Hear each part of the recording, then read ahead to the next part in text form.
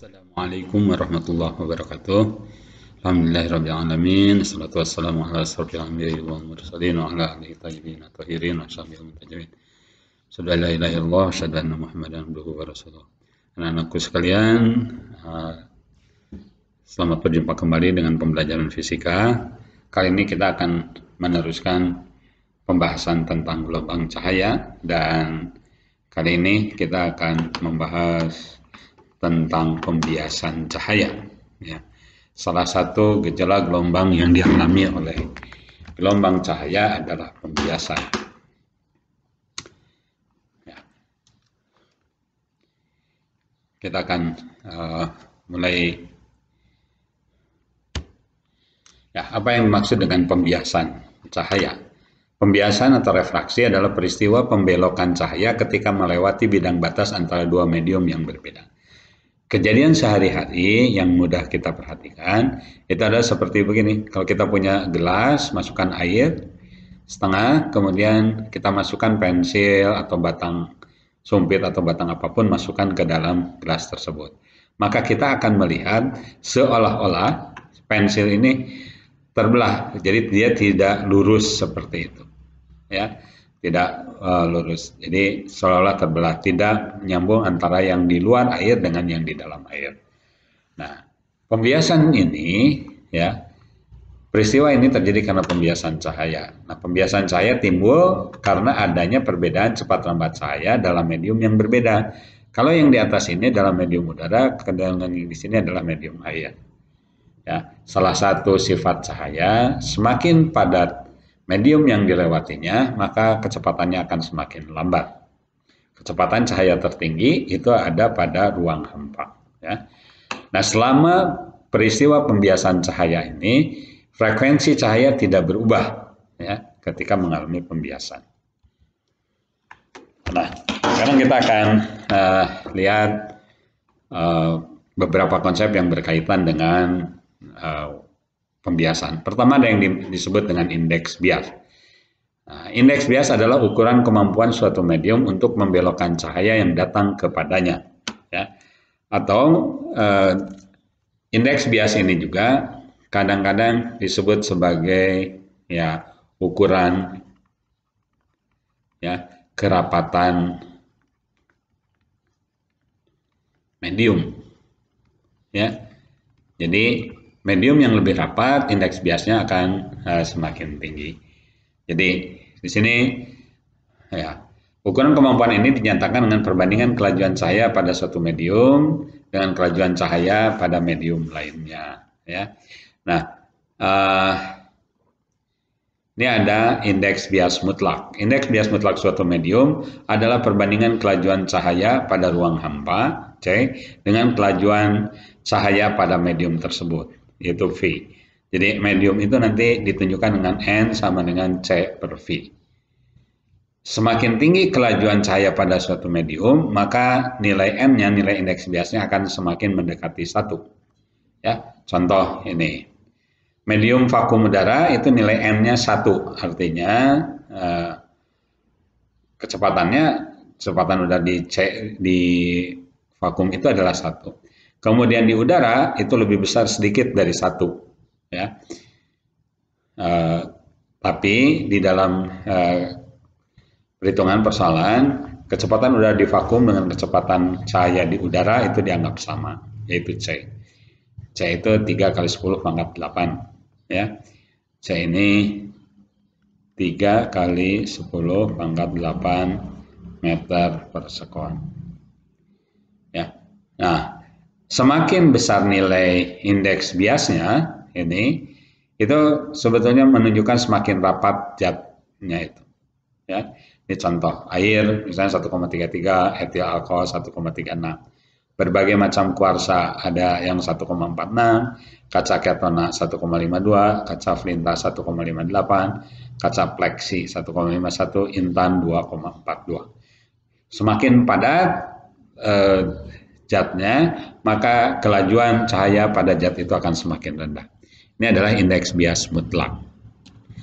Nah, kemudian ada indeks bias relatif. Nah, indeks bias relatif medium 1 terhadap medium kedua, ya, N21 adalah perbandingan antara indeks bias mutlak medium 1 dengan terhadap indeks bias mutlak medium 2. Jadi kalau N21 itu N1 per N2. Kalau N12 ini 2 terhadap 1 itu adalah N2 per N12. Ya, ini N2 per N1.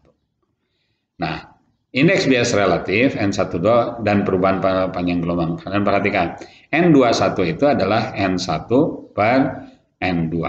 Karena N itu, ya, tadi kan N itu sama dengan, kalau ini N1 berarti C per V1. Kalau N2 berarti C per V2. Dari sini kita dapatkan, kalau kita menghitung N1 per N2, maka hasilnya C per V1 per C per V2. C-nya dicoret, maka hasilnya ini adalah V2 per V1. Jadi N1 per N2, yaitu V2 per V1. Nah, bagaimana kalau kita bandingkan dengan lambda? Karena frekuensinya tetap, maka kalau V1 ya ini lambda 1 dikalikan dengan F. V2 itu sama dengan lambda 2 dikalikan F. Sehingga ya N1 per N2 itu ini dari sini kita dapatkan, kalau kita ganti ini dengan lambda 2 kali F per lambda 1 kali F, F-nya dicoret, maka kita akan memperoleh ini. Ya, bahwa N1 per N2 itu lambda 2 per lambda 1. Berikutnya, kita akan lihat hukum pembiasan. Hukum 1 pembiasan dari Snellius. Ya. Nah, Snellius selain mengungkapkan hukum tentang pemantulan, juga mengungkapkan tentang hukum pembiasan. Perbandingan sinus sudut datang dan sinus sudut bias dari suatu cahaya datang, dari suatu medium ke medium lain merupakan suatu konstanta yang besarnya sama dengan perbandingan indeks bias kedua medium tersebut. Atau yang paling gampang adalah bentuk yang ini. Ya, jadi ini yang saya lingkari merah ini. Ini bentuk umum hukum Snellius itu. NI ini adalah indeks bias medium tempat sinar datang berada. Sinus I adalah sudut datang, NR itu tempat indeks bias medium tempat sudut bias, dan R adalah sudut bias. Nah, gambarnya seperti ini. Jadi kalau di sini ini NI, yang ini NR. Atau kadang-kadang ini disebut N1, ini disebut N2. Ya, itu N1, N2-nya bisa terbalik tergantung mana sudut datang. Yang paling bagus ya NI dengan NR, ya, karena nanti kalau kebalik, ya tinggal kita balikan, ya. Nah, jadi ini NI itu indeks bias medium tempat sudut datang berada, NR indeks bias medium tempat sudut bias berada. Ini. Nah, di dalam pembiasan ini ada yang disebut dengan garis normal. Ini garis normal. Ini sinar datang, ya, dan ini adalah sinar bias. Jadi sinar datang, garis normal, dan sinar bias itu terletak pada bidang datar yang sama. Nah, ada sifat pembiasan. Kalian perhatikan, kalau dia datang dari medium yang kurang padat ke medium yang lebih padat, ini ditunjukkan dengan indeks bias. Ya, kalau saya katakan indeks bias saja, itu artinya indeks bias mutlak. Indeks bias medium ke-1, N1 ini lebih kecil daripada indeks bias medium kedua. Maka si sinar biasnya akan dibiaskan mendekati garis normal. Ya, Ini adalah garis normal. Jadi ini kalian perhatikan, ini kalau tidak dibiaskan itu, ini yang merah ke situ. Nah, karena ini dibiaskan dan masuk ke medium yang lebih rapat, maka dibiaskan mendekati garis normal ke sebelah sini. Sebaliknya, jika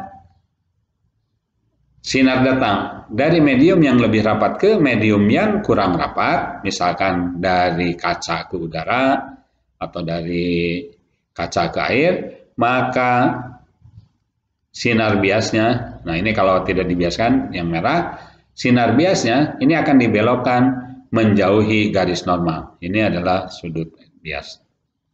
Ya, ini sifat pembiasan cahaya. Gitu. Contoh, sebuah eksperimen untuk menentukan kecepatan cahaya di dalam air. Seorang siswa melewatkan seberkas cahaya ke dalam air dengan sudut datang 30 derajat. Kemudian siswa mencatat sudut bias yang terjadi di dalam air ternyata besarnya 22 derajat. Jika kecepatan cahaya di udara dianggap 3 kali 10 pangkat 8 meter per sekon, tentukan kecepatan cahaya di dalam air. Nah, ini sudut datang 30 derajat, C-nya 3 kali 10 pangkat 8 meter per sekon, dan sudut biasnya 22 derajat. Nanti mencari sinus 22 derajatnya, ya harus menggunakan tabel atau gunakan kalkulator. Oke, nanti kita akan berikan. Nah, kalian perhatikan ini. Di sini rumusnya langsung dimasukkan begitu. Nah, saya akan tulis juga. Ini karena datangnya menentukan seorang melewatkan berkas cahaya ke dalam air. Ini dari udara kan? Berarti ini N1 kali sin NI kali sin I kali sinus sudut I sama dengan N2 kali atau NR kali sinus R. Ya. Ini NI-nya adalah N udara. Ini N udara kali sinus I sama dengan N air kali sinus R. Nah, yang akan kita dapatkan di sini adalah N udara per N air itu sama dengan sinus R per sinus I. Nah, tadi di depan kita tahu bahwa kalau ini N udara per N air,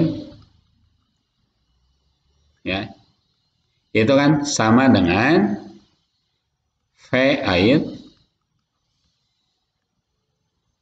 ya, dibagi dengan kecepatan cahaya di udara. Ya,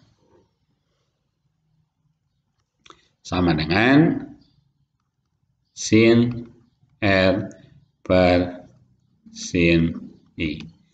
Nah, ini perhatikan ini sini.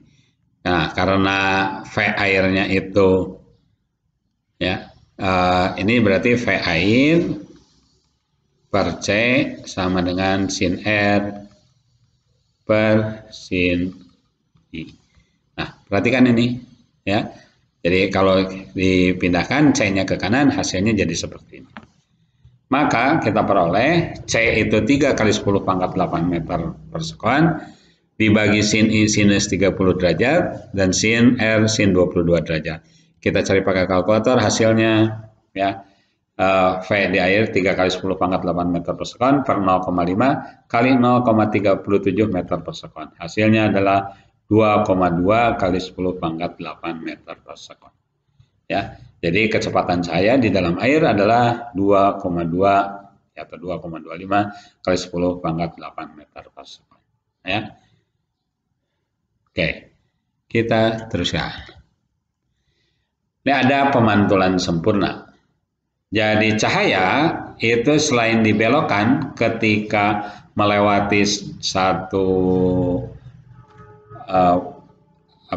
per bidang batas antara dua medium, kalau kondisi tertentu, kalau misalkan ini dia datang tegak lurus, maka dia akan diteruskan.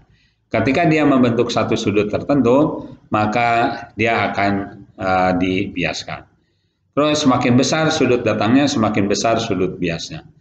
Sampai keadaan tertentu, ya, keadaan tertentu, sudut datang ini menghasilkan sudut bias sebesar 90 derajat. Nah, sudut datang yang menghasilkan sudut bias 90 derajat ini disebut sudut kritis. Kenapa disebut sudut kritis? Karena kalau dibesarkan lagi, yang terjadi, ya, maka tidak akan ada cahaya yang dibiaskan lagi, tapi semua cahaya akan dipantulkan. Syaratnya, ya, sudut datang lebih besar daripada sudut kritis. Jadi sini I-nya harus lebih besar daripada I kritis. Ya, I kritis itu adalah ini IK yang menghasilkan R, kalau sebut lagi R kritisnya itu 90 derajat, ya. Nah, sehingga hasilnya seperti ini. Maka sudut kritis ini, ya, jadi kalau dia datang dari N1, ya, dia datang dari kaca yang lebih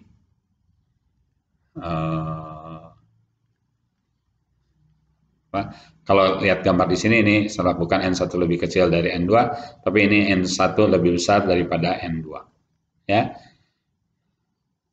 Jadi sin I kritisnya adalah N2 per N1. N2 ini adalah medium yang lebih renggang, sedangkan N1 adalah medium yang lebih padat.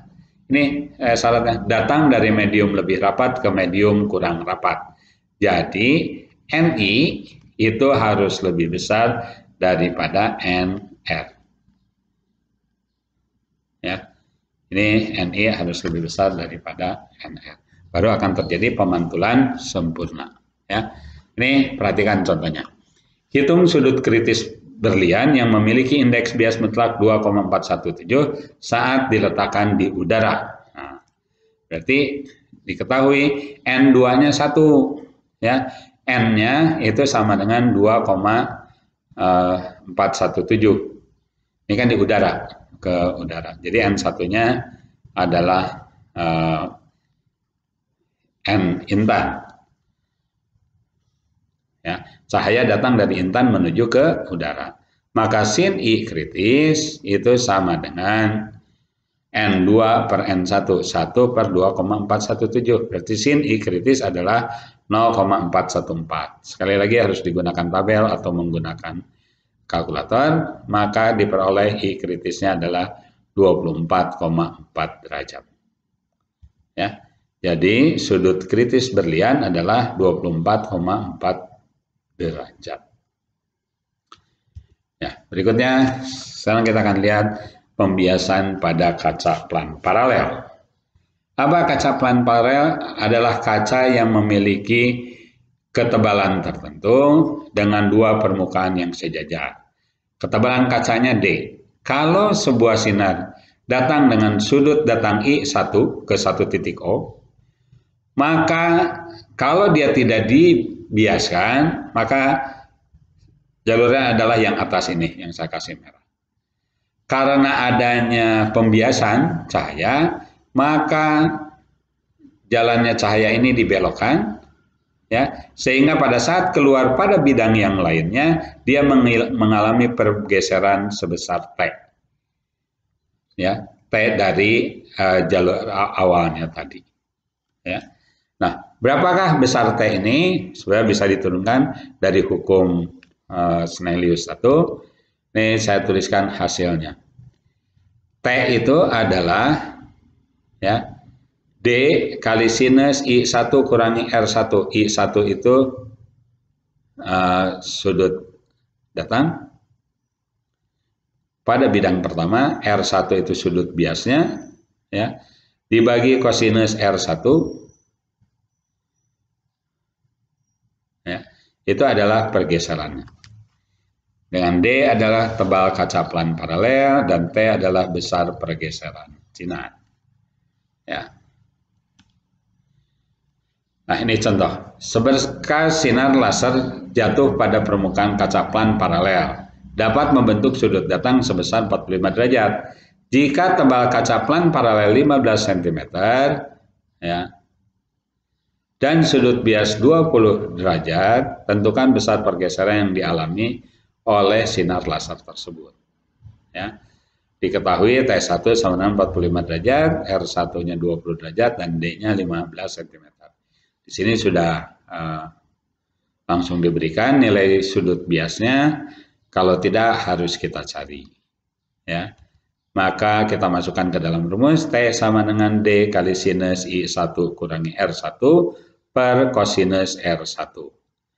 Hasilnya kita masukkan D 15 kali sinus 45 derajat dikurangi 20 derajat per kosinus 20 derajat.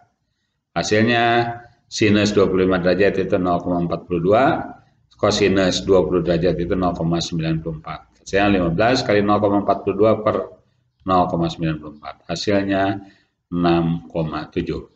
Jadi, ketika melewati kaca plan paralel, sinar laser mengalami pergeseran 6,7 cm dari arah semula. Nah, ini kalau kita tidak dikasih tahu atau kita langsung dikasih tahu sudut biasnya. Biasanya itu dicari dengan N1 kali sinus I1 sama dengan N2 kali sinus R1. Ya, karena ini nanti ini dari udara masuk ke dalam ini kaca. Nanti dari sini kita akan memperoleh berapa nilai R1 itu. Ya, tapi karena sudah dikasih tahu, nah kita tinggal menggunakan. Oke, selanjutnya. Nah, sekarang kita akan lihat pembiasan pada prisma. Ya, saya sengaja tidak akan menurunkan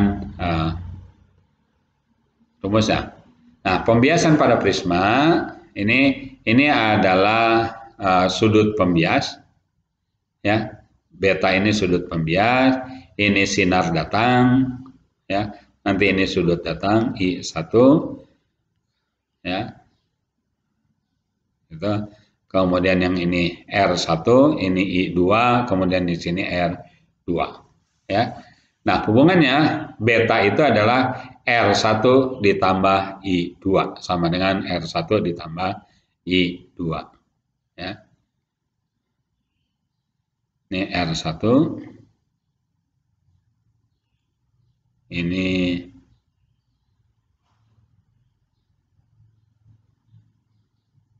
ya, ini I2. Jadi beta itu R1 ditambah I2 dan sudut deviasi ya, sudut deviasi itu adalah sudut pembelokan antara sinar datang kalau tidak dibiaskan dengan sinar yang keluar pada sisi prisma yang lain. Ya, kalau pada kaca pan paralel itu akan membentuk ketebalan. Kalau pada prisma itu akan membentuk sudut deviasi. Ya, ini deviasinya. Ya, deviasi itu adalah pembelokan ini. Ya, jadi sudut deviasinya I1 ditambah R2 ya, dikurangi dengan beta itu adalah sudut deviasinya. Nah, sedangkan betanya itu adalah R1 ditambah I2. Oke. Kita lihat, sebuah prisma terbuat dari kaca dengan N 1,5 memiliki sudut pembias 60 derajat, berarti itu betanya, N-nya 1,5. Jika seberkas sinar laser jatuh pada salah satu permukaan pembiasnya dengan sudut datang 30 derajat, berapakah sudut deviasi yang dialami oleh sinar laser setelah melewati prisma? Ya, ini gambarnya, betanya 60 derajat, I1-nya 30 derajat. Diketahui I1 30 derajat, betanya 60 derajat, N1-nya karena di udara sama dengan 1, N2-nya adalah kaca, ya, medium kaca 1,5. Nah, Sudut deviasi dihitung dengan menggunakan persamaan delta sama dengan I2, I1 ditambah R2 dikurangi beta. Ya, bagaimana sekarang ngitung I1-nya ada 30 derajat, R2-nya belum ada. Ya. Karena I1 sama dengan dan beta telah diketahui, maka nilai R2 sudut bias kedua perlu dicari terlebih dahulu. Pada permukaan pembias pertama berlaku persamaan Snellius berikut. Ya. N1 kali sinus I1 sama dengan N2 kali sinus R1. Ya. Kita mencari sinus 30 derajat. Ya. Sorry, di sini lupa tidak menuliskan derajat, harus dituliskan derajatnya. 30 derajat per sinus R1 sama dengan 1,5 per 1. Ya. Atau sama dengan ini 0,5 per ya, sin 30 derajat itu 0,5, maka sin R1 itu 0,5 per 1,5. Ya. R1-nya itu adalah 19,47 derajat. Karena R1-nya sudah diketahui, maka kita tinggal masukkan. Ya. Ini I2-nya berapa? Karena betanya sudah ada, beta sama dengan I2 ditambah R1. Ya. Ini maka I2-nya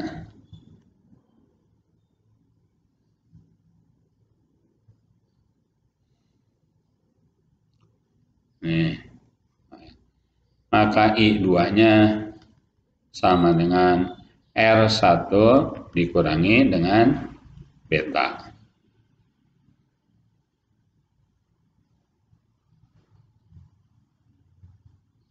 Sorry. Ini yang ditanya adalah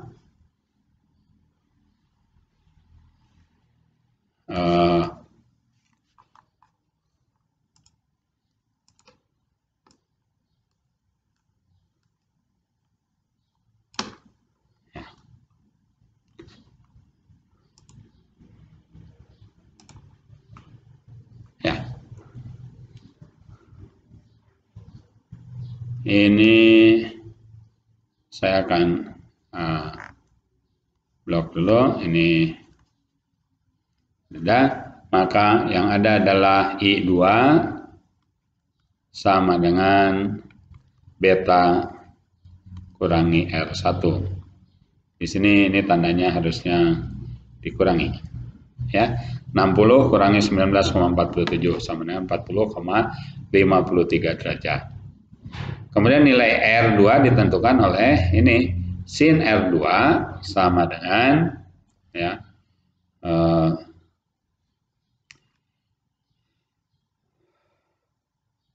kan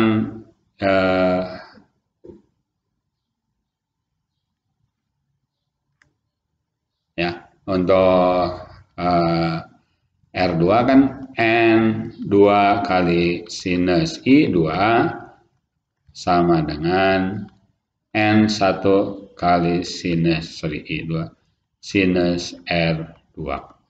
Ya. Berarti sinus R2 itu sama dengan N2 per N1 kali sinus I2. Nah, dari sini kita peroleh ya ini hasil yang sini. Ya, ini kita peroleh seperti itu. Sin R2 sama dengan N2-nya 1,5 dibagi 1 kali sinus 40,5. Maka sinus R2-nya 0,97. R2-nya arcus sinus 0,97 atau arcus sinus itu ditulis juga begini, sinus pangkat minus 1, 0,97. Artinya R2 itu sudut yang memiliki nilai sinus 0,97. R2-nya adalah 77,10 derajat. Ya. Nah, jadi sudut deviasi yang dialami cahaya ketika melewati prisma kaca tersebut adalah delta sama dengan I1 ditambah R2 dikurangi beta. Ya, I1-nya 30 derajat, R2-nya 77,10 derajat dikurangi 60 derajat sama dengan 47,10 derajat. Itulah sudut deviasinya. Nah, sekarang ada sudut deviasi minimum. Berapakah sudut belokan paling kecil yang mungkin terjadi? Sudut deviasi minimum dapat terjadi jika sudut datang pertama I1 sama besar dengan sudut bias kedua. Ya. Nah, maka karena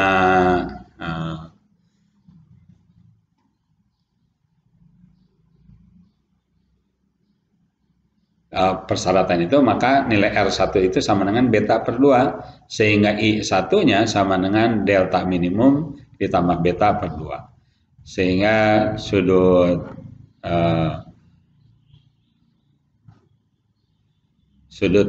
deviasi minimumnya adalah N12 per N1 dikurangi 1 per dikalikan dengan beta dengan sudut pembias prisma, ya. Beta itu adalah sudut pembias prisma. Oke, sekarang kita lihat contoh soalnya. Sebuah prisma terbuat dari kaca N-nya 1,5 memiliki sudut pembias beta, berarti 60 derajat, diletakkan dalam air. Jika seberkas ada sinar datang dari air N1,33 memasuki prisma, berapakah sudut deviasi minimum prisma tersebut? Diketahui betanya 60 derajat, N1-nya 1,33 atau 4/3 medium air, N2-nya 3/2 medium kaca. Penentuan sudut deviasi minimum menggunakan persamaan, ya, M sama dengan N2 per N1 kurangi 1 kali beta. 1,5 dibagi 1,33 dikurangi 1 kali 60 derajat. Ya. Hasilnya 0,13 kali 60 derajat, 7,8 derajat. Ya. Nah, selanjutnya adalah pembiasan pada lensa. Lensa adalah benda bening yang dibatasi oleh permukaan lengkung. Ya. Nah, ini ada lensa cembung dan ada lensa cekung. Biasanya nanti ini lensa cembung itu disebut lensa positif, lensa cekung disebut lensa negatif. Lensa cembung bersifat konvergen, mengumpulkan cahaya. Lensa cekung bersifat divergen, menyebarkan cahaya atau memancarkan cahaya. Nah, yang akan dibicarakan di dalam persoalan kita ini adalah lensa tipis. Lensa tipis adalah lensa yang memiliki ketebalan jauh lebih kecil dibandingkan dengan jari-jari kelengkungan permukaan lensa. Ya, ini ada rumus pembuat lensa. 1 per F sama dengan N2 per N1 kurangi 1 dikalikan 1 per R1 ditambah 1 per R2. Apakah 1 per F itu apa? Ini fokusnya. N2 ini bahan pembuat lensanya. N1 ini lingkungan tempat lensa itu berada. Kalau di udara, berarti ini udara. R1 ini adalah jari-jari kelengkungan lensa muka pertama. Karena kita akan menganggap sinar itu datang dari kiri ke kanan, maka muka yang pertama, permukaan lensa yang pertama itu yang ada di sebelah kiri. Itu adalah R1. Ditambah dengan 1 per R2. Nah, lensa itu jenisnya bisa macam-macam. Ada yang termasuk lensa cembung, ada juga yang termasuk lensa cekung. Nah, kelompok yang pertama, yang A, B, C itu adalah termasuk lensa cembung. Ini lensa cembung. Nah, perhatikan. Yang pertama itu cembung-cembung atau biconvex. Kirinya cembung, kanannya juga cembung. Ya. Maka cembung-cembung itu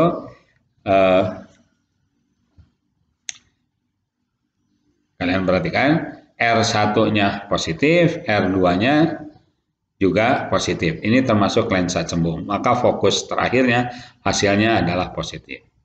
Yang kedua ada cembung cekung. Ya, cembung cekung. Nah, ini termasuk yang R1-nya permukaan depannya positif, yang R2-nya negatif. Ini jenisnya cembung. Jadi, penjumlahan di sini ini harus positif. 1/R1 ditambah 1/R2. Karena ini harus positif, ya, maka R1 itu akan lebih kecil daripada R2. Nilai besarnya kalau untuk yang cembung ini. Jadi R1, harga mutlak R1 itu lebih kecil daripada harga mutlak R2. Sehingga untuk yang cembung-cembung ini bentuknya bisa begini. Ini. Nah, gitu. Ya. Ini yang pertama ini. Kemudian ada cembung datar. Jadi permukaan yang pertamanya cembung, permukaan yang keduanya datar. R1-nya positif, R2-nya itu tak hingga. Karena R2-nya tak hingga, nanti 1 per tak hingga ini akan jadi 0. Ini termasuk lensa cembung. Ya. Sedangkan yang termasuk lensa cekung itu yang DEF. Yang D ini disebut cekung-cekung, bikonkav. Jadi R1 dan R2-nya sama-sama negatif. Ya. Termasuk lensa cekung, nanti fokusnya negatif. Kemudian yang kedua, ya, itu adalah cekung cembung. Ya. Yang satunya negatif, yang satunya positif. Karena hasilnya harus negatif, ya. Ini kan R1-nya negatif, R2-nya positif. Hasilnya harus negatif. Berarti, ya, yang si R2 ini, ya, ini harus lebih besar daripada R1. Jadi kalau yang ini,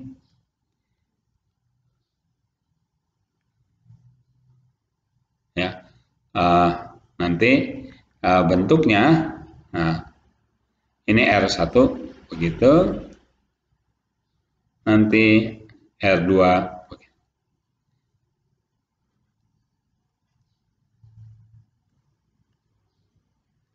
Ya. Ini jari-jari kelengkungannya, ya,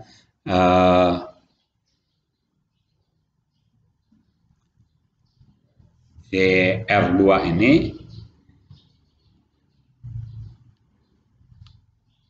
ya, ini harus lebih besar. Kalau yang sebelah sini, ini kebalik tadi. R1-nya itu harus lebih besar daripada R2. Kalau yang ini R1-nya itu harus lebih kecil daripada R2. Kemudian ada cekung datar, plan konkav. Ya, ini ada cekung, ada datar, jari-jarinya R1-nya negatif, R2-nya tak hingga. Hasil akhirnya dia merupakan fokus lensa minus atau lensa cekung. Nah, ini rumus pembuat lensa. F itu jarak total, nanti jarak fokus lensa. N1 indeks bias medium tempat lensa berada. N2 indeks bias medium bahan pembuat lensa. R1 jari-jari kelengkungan permukaan lensa depan.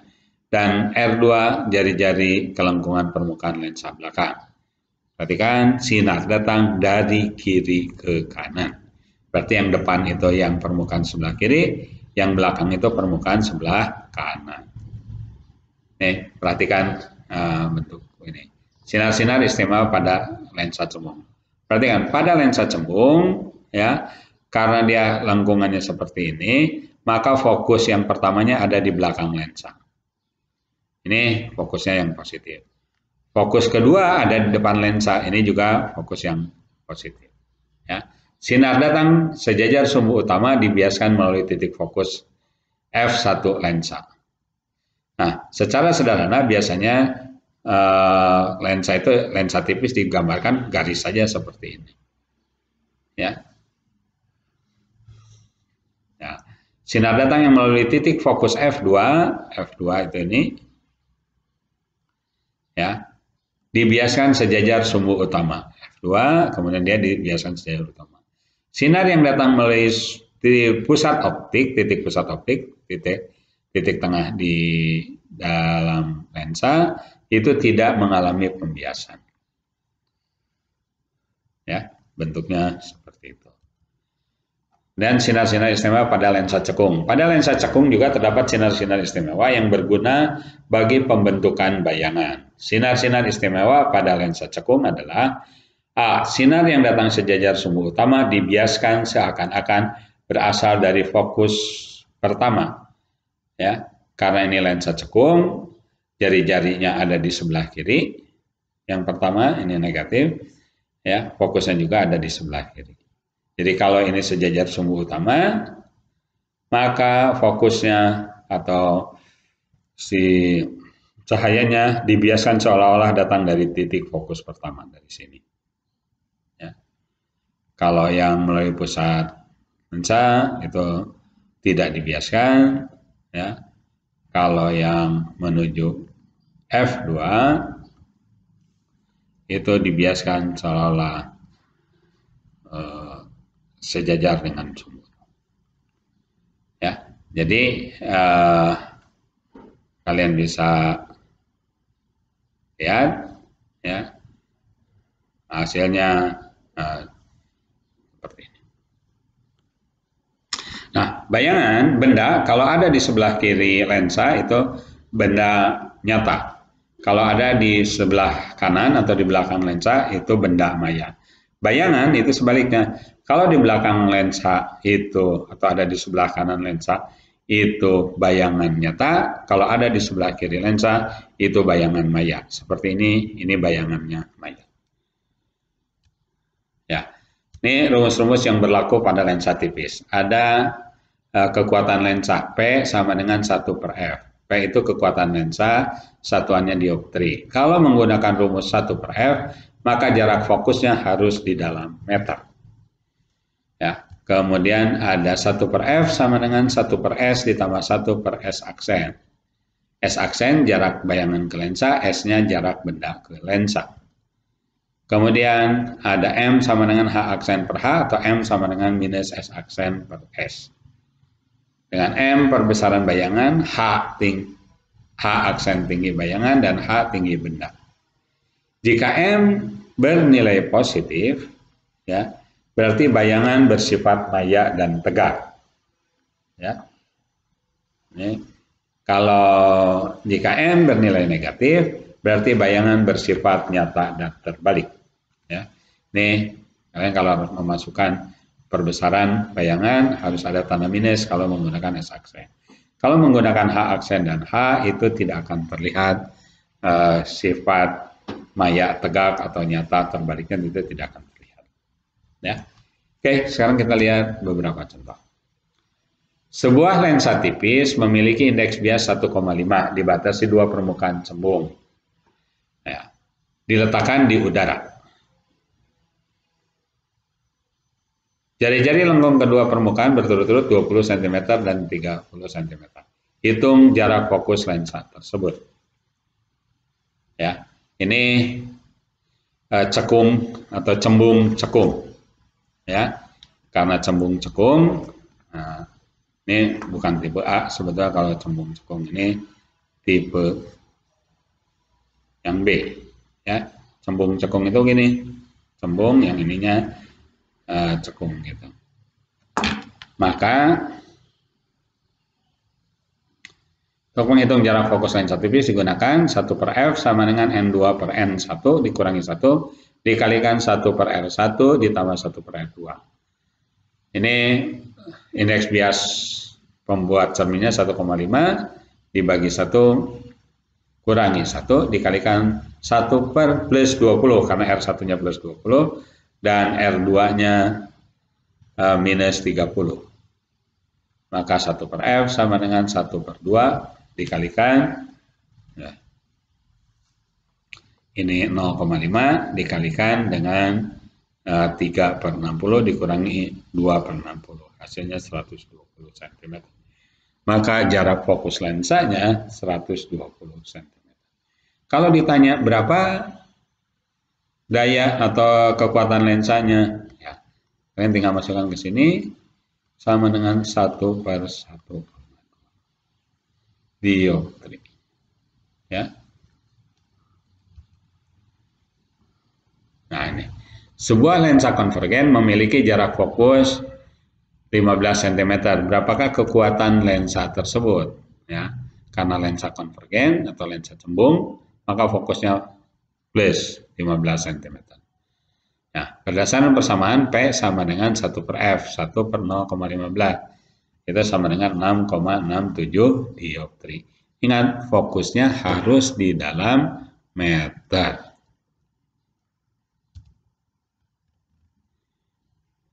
Contoh berikutnya. Sebuah benda berdiri tegak 30 cm di depan lensa tipis konvergen yang jarak fokusnya 15 cm.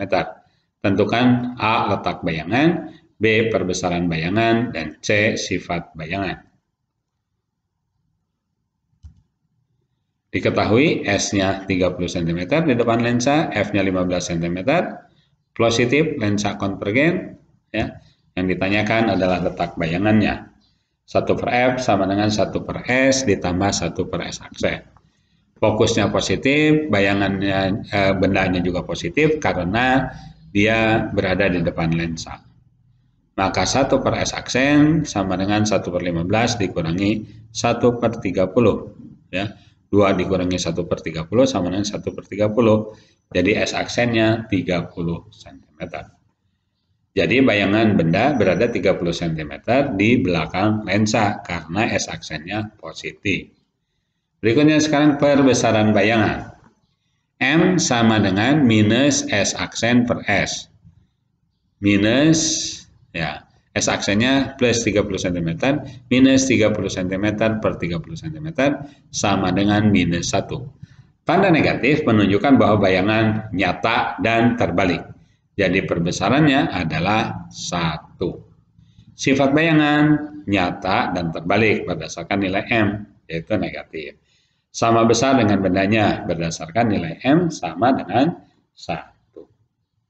Ya, demikianlah pembahasan kita kali ini. Mudah-mudahan kalian bisa memahaminya. Kalau ada yang tidak paham, silakan bisa menghubungi saya. Sekian untuk pertemuan kali ini.